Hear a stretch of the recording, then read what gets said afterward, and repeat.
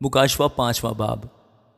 اور جو تخت پر بیٹھا تھا میں نے اس کے دہنے ہاتھ میں ایک کتاب دیکھی جو اندر سے اور باہر سے لکھی ہوئی تھی اور اسے 7 مہریں لگا کر بند کیا گیا تھا۔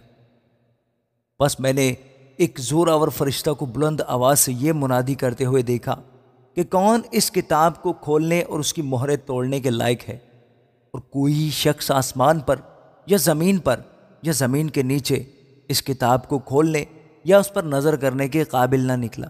اور میں اس بات پر زار زار رونے لگا کہ کوئی اس کتاب کو کھولنے یا اس پر نظر کرنے کے لائق نہ نکلا۔ تب ان بزرگوں میں سے ایک نے مجھ سے کہا کہ مت رو، دیکھ یہودا کے قبیلے کا وہ ببر جو داؤد کی اصل ہے اس کتاب اور اس کی 7 مہروں کو کھولنے کے لیے غالب آیا۔ اور میں نے اس تخت اور 4 جانداروں اور ان بزرگوں کے بیچ میں گویا ذبح کیا ہوا ایک برہ کھڑا دیکھا۔ اس کے 7 سینگ اور 7 آنکھیں تھیں۔ یہ خدا کی 7 روحیں ہیں جو تمام روئے زمین پر بھیجی گئی ہیں۔ اس نے آ کر تخت پر بیٹھے ہوئے کے دہنے ہاتھ سے اس کتاب کو لے لیا۔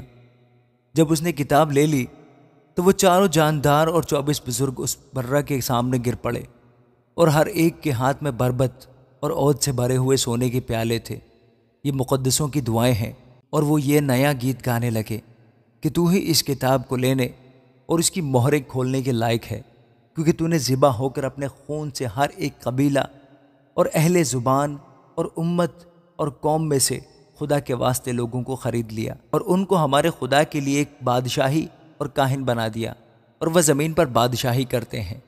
اور جب میں نے نگاہ کی تو اس تخت اور ان جانداروں اور بزرگوں کے گردا گرد بہت سے فرشتوں کی آواز سنی، جن کا شمار لاکھوں اور کروڑوں تھا، اور وہ بلند آواز سے کہتے تھے کہ ذبح کیا ہوا برہ ہی قدرت اور دولت اور حکمت اور طاقت اور عزت اور تمجید اور حمد کے لائق ہے۔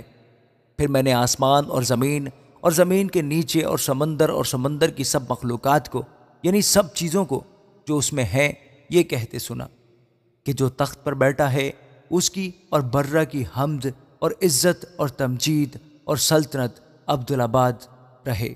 اور 4 جانداروں نے آمین کہا، اور بزرگوں نے گر کر سجدہ کیا، آمین۔